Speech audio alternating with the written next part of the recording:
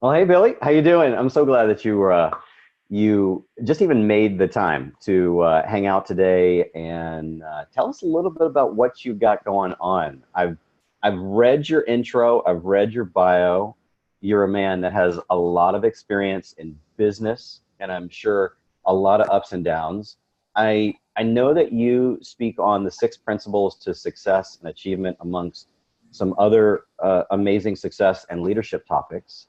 Um, I would love it if we could take a few moments today and you just share what got you to this point, a little intro for the listeners. And to clarify, most of the listeners that are watching or watchers, whatever, if you're listening or you're watching, is most of the folks are on their journey to becoming a communicator, a speaker, some paid, some just want to get over their nerves and that kind of thing. But they're a speaker, they're a trainer, they're a facilitator. And so I'd love to know part of your journey, maybe a little brief intro. Great. Yeah, Thomas, thank you for having me. Happy to be here. Yeah, so, where I come from, Thomas, when I speak, whether it's on leadership or in this case, success and achievement, it comes from a place of my personal story. Twice I've had to restart my life and self-start from a point of brokenness. And so in doing that, in that journey, I've learned a lot of things along the way. For me, martial arts training was the thing that helped, the vehicle that helped create the foundation by which I built everything else on top of. And I can go into that in more detail of how martial arts helped me. But for myself personally, and where the passion comes from for me is just being able to tell my story of coming from a place of brokenness and being able to be a self-starter and to be able to take myself from zero, if you will, to where I'm at today, whatever that may be for anybody, So a lot of my personal story woven into my message. Mm.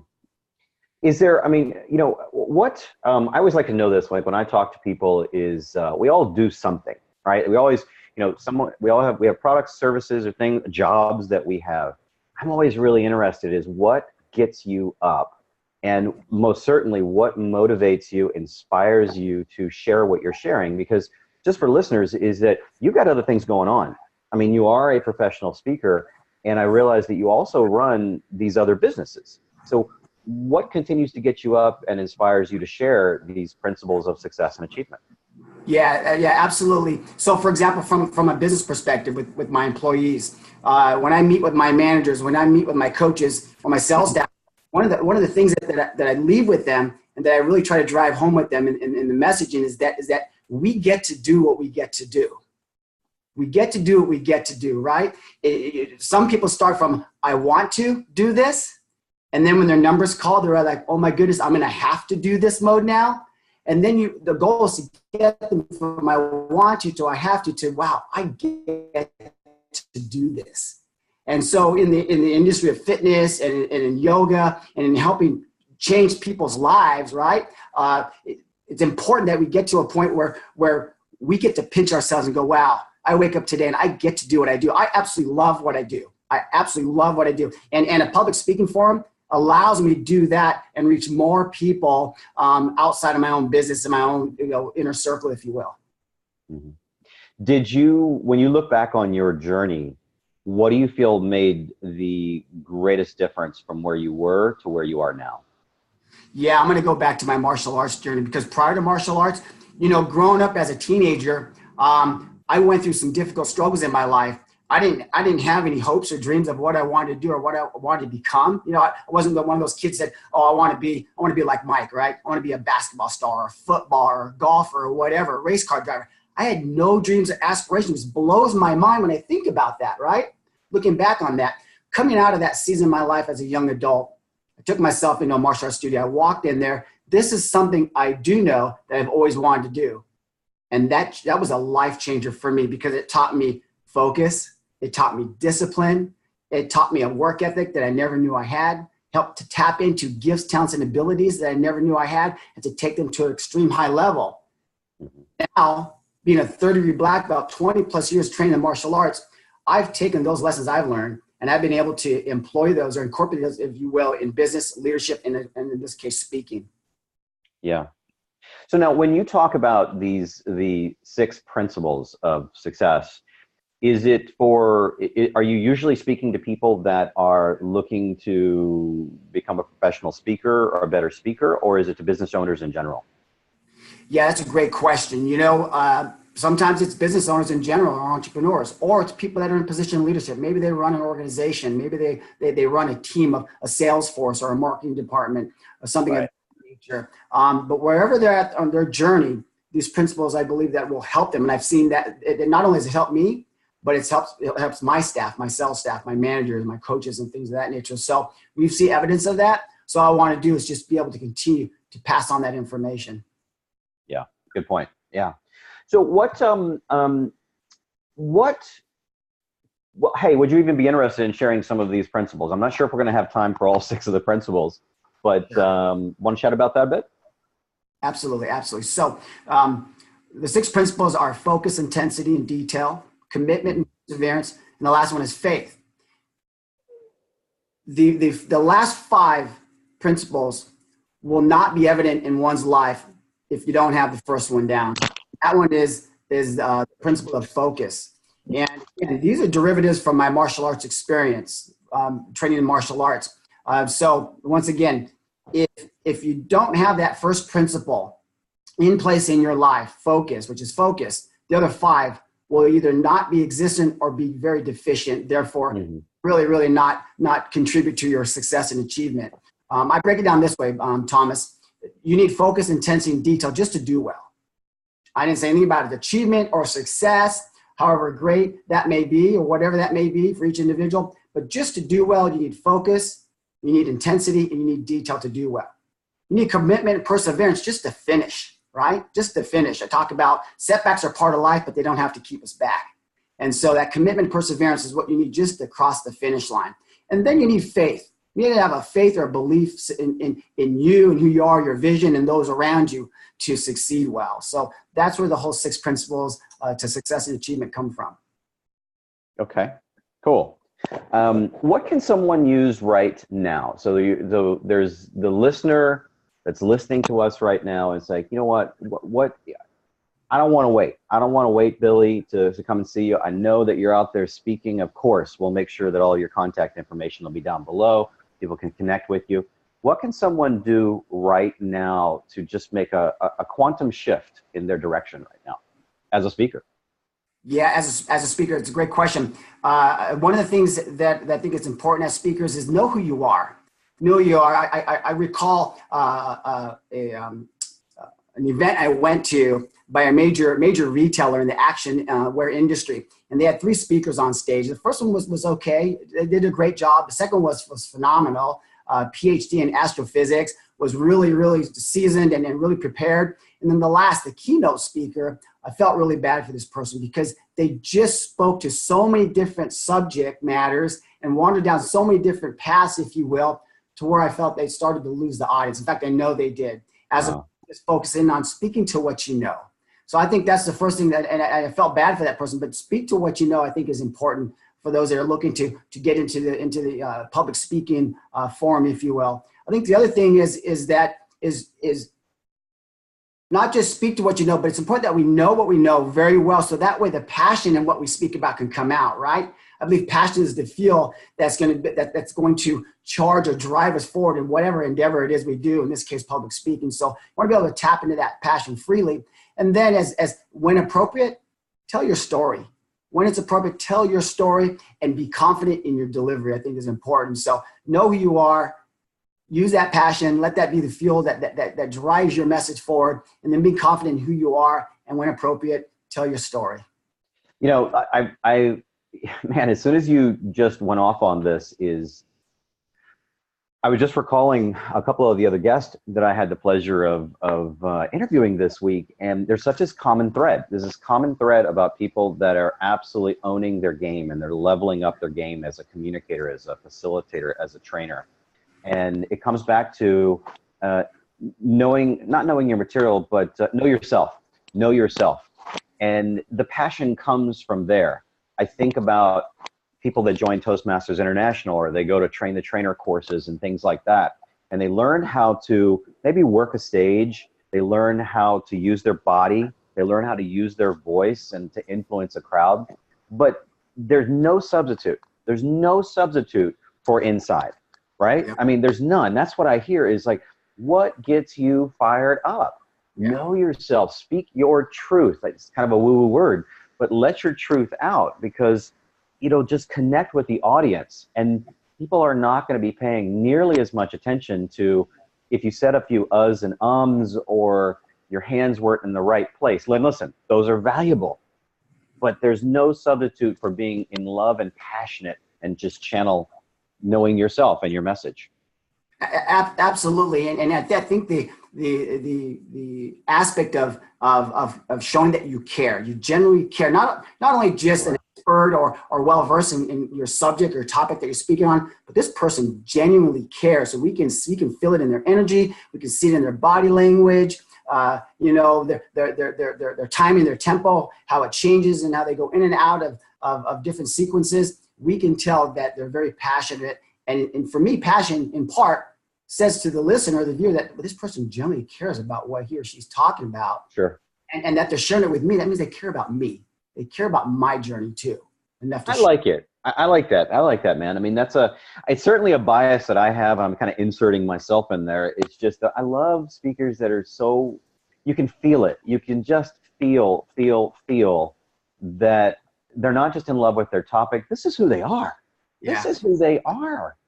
And it's interesting. Those are the speakers that I always give a pass for the things that don't always work right and all of that. But it's like, it's not married to the content, but it's just who you are. I'll just leave it at that, because I'm telling you, and I know I'm going to speak to the listeners right now. The listeners, if you're watching this, if you're wondering, what's the secret sauce? What can I do to, I mean, you look at Billy and you look at me, we're professional paid speakers. I mean, I travel every single week and I am speaking to major corporations. And we're telling you here, you're hearing it from Billy, you've heard it from me, you've heard it from Rich, you've heard it from these other folks, speak your truth. Don't just get married to the content. Allow your personality to come out. Yeah, are you going to polarize a few people in your audience?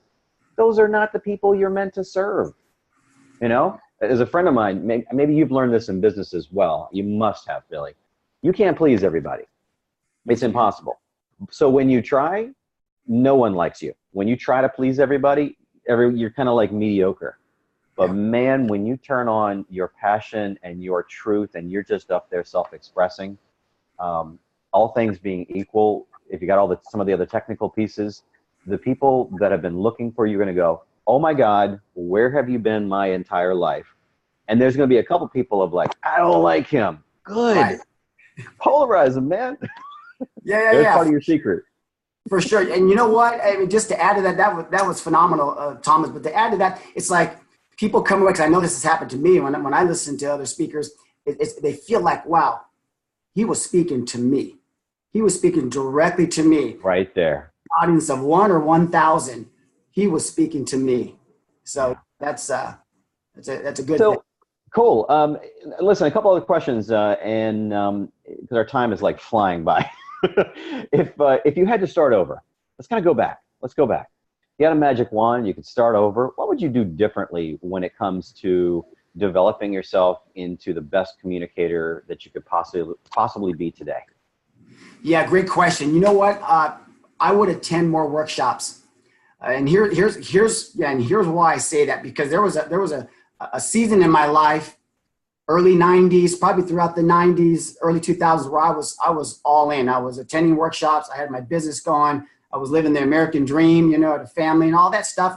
And not that I don't have those things anymore, but I was working on my craft as a speaker. I was working on continuing to develop myself. And then I went through a season where I had to put those things on hold. And looking back on that, and we all go through seasons, right? That's life, right? But if we're looking back on that, if I could have made more time to just maybe pull back, but not just shut that door altogether, you know what I mean? And still make myself available to continue in that development, to stay current on those things. Today I am now. For the last 7, 8 years, I'm back on the beam again and have been there. Don't intend leaving it again because I'm really, really happy with where I'm at. And so, but I would say I would have kept that door open and continue to that personal self-development journey. Awesome. Cool. Yeah. And so we have a get real moment here, just in case you haven't already gotten real enough, is social correctness aside, political correctness aside, you're coaching or mentoring someone that's leveling up their game. They're either got a great game and they're leveling it up as a speaker, trainer, facilitator, that type of thing. They're getting into it or somewhere along their journey. So social correctness aside, what's something that you never shared before and you really wish people taking this journey to professional speaker, professional communicator really need to hear right now? Yeah, that's a great question, Thomas. And it's funny you ask that question because I'm a pretty transparent guy. People that have heard me speak, regardless of the forum, I'm an open book. And in some settings more than others, don't hold a whole lot back when it comes to that. But in thinking about that question, what's one thing I can share with people that are looking to in the public speaking forum, if you will, or in life or business in general, would be this: to take more risk. Get outside of your comfort zone and be willing to take more risk. And for me, that was a game changer because myself speaking here, I can get caught up in my day-to-day stuff. Sometimes I'm sure the same for you. I'm up at 2, 3 in the morning. I have an idea. I have something come to mind. I've got to get up and I've got to have the discipline to write that, right? To get that down on paper, to get it in my computer. No matter where I'm at throughout my day, if I'm at one of my locations and something comes to me, I got to put things on hold because I got to be able to address that situation. But one of the things that I've done that's real important, I just did a little video clip about this right during the holidays. I was out surfing and I was just talking. I was just saying, looking at the beautiful ocean here and looking at the surf, and it just serves as a reminder to us that are high achievers, people that are visionaries and leaders, that the importance of taking time to get away. Taking time to take risks. For me, it's been martial arts. It's been surfing. For somebody else, it might be, I've always wanted to do skydiving. I've always wanted to do rock climbing or whatever it is, or take a dance class. Well, what's stopping you from doing that? Get outside of your comfort zone and go do that, because it's in those spaces where we learn some real profound things about ourselves, about lives. Things will come to us. Sometimes you get an epiphany. You're doing something like, oh my goodness, this is great. And I didn't get that in my normal day-to-day setting. I got that by getting outside of myself. I mean, it makes sense, So take a risk. So take risks, not necessarily get yourself hurt or something like that. What I'm hearing is take an emotional, financial, mental, those other risks. Stretch yourself. Because I mean, I guess it goes back to what's that saying of the definition of insanity: keep doing the same thing you've always been doing, expect different results. Yeah. Dude, give me a break. You've got to get outside the comfort zone. And for most of us, I know you will agree with this, is that the times when you've grown the most when you were outside the comfort zone, even just a little bit or way out. But man, we learned something and you advanced. Absolutely. And I think for me, speaking personally, that's where a lot of that passion comes from. Is not from when I'm on the mountaintop. It's when I'm down in that valley, wondering, okay, how am I going to get through this valley or through this forest to the other side? And it's in those moments where you gain the most, you learn the most, and what's the cliche? It builds character. We hate hearing that, but it's true, right? And if we would embrace that, it's absolutely true. It's so interesting you say that. It's like it's anyone that is like in what we call in an awesome place, got some amazing things going on. I have not met one person that said they haven't had really dark, tough times. And I don't wish this on anyone. I'm reflecting back some of the, oh my gosh, really dark, difficult, ridiculously, I want to die moments. Seriously, brother. I mean, and I don't wish that on anyone. Man, I'm a better man for it. It's weird. Like, I hope there's still a shortcut though, but I don't know. I haven't met anybody that's been able to take a shortcut. Yeah, me neither. Life happens, and get on board with that, the better off we'll be. So we're going to switch over. We're actually out of time today. So I want to just a couple of quick fire questions and we're going to wrap it up, make sure people get your contact information. And then of course, so they can find out where you're speaking next or they can get in touch with you personally. Is there a favorite quote, a favorite resource, a book or an app or something that you would love to share with listeners that might help them along their journey? Yes, absolutely. Absolutely. I have a saying myself personally that I share with my staff, and it says that preparation is essential, but execution is everything. Preparation is essential, but execution is everything. For example, I'll use a pro sport analogy, if you will. You hear on the winning side, the team says, "Hey, we had a great week of preparation, and we just executed really well today." Conversely, the losing team will say, "You know what? We just didn't execute today." I mean, that's the simplicity of it. And they use those terms, but there's a lot of truth to that. And that applies for me in my own business as I talk to my team about preparation is essential. It's important that you do the work, prepare yourself, but you're not done. You still have to go out and perform. You still have to go out and execute, right? I like another quote that I like is from John Maxwell. And he says that people don't care about what you know until they know how much you care. And I think that absolutely. And I think from a public speaker, as a business owner to my employees, they know how much I care about them. They know how much I care about them. And I do that because I do care about them. It's not me trying to curry favor or whatever. I do it because I care about them. I'm in the trenches with my people all the time when I'm at one of my locations. So people don't care about what you know until they know how much you care. Beautiful, beautiful, beautiful, beautiful. Is there maybe a couple of people that influence you, inspire you to continue the journey to high performance? Yeah, you mentioned a couple of books. I already mentioned him once, John Maxwell. I've followed his career going back to like the mid 80s, late 80s, a lot through the 90s, back to when we used to listen on cassette tapes. And so, I read his books. There's a book that he has out, 21 Irrefutable Laws of Leadership, was instrumental in my life. More currently, there's a book out right now called Extreme Ownership, and it's about leadership. And it was written by two former Navy SEALs, and they do a great job in weaving in their experience in the first Desert Storm, if you will, in Iraq. And they were able to carry that over into the business world, working with VPs and executives on leadership principles from their experience. It's an amazing, riveting book. I recommend it, but those two come to mind more currently for me. Well, great, Billy. I want to encourage listeners that if Billy Borja is resonating with you, please contact. Please get in touch with him, find out where he's speaking next, what other resources that he has, or just connect personally.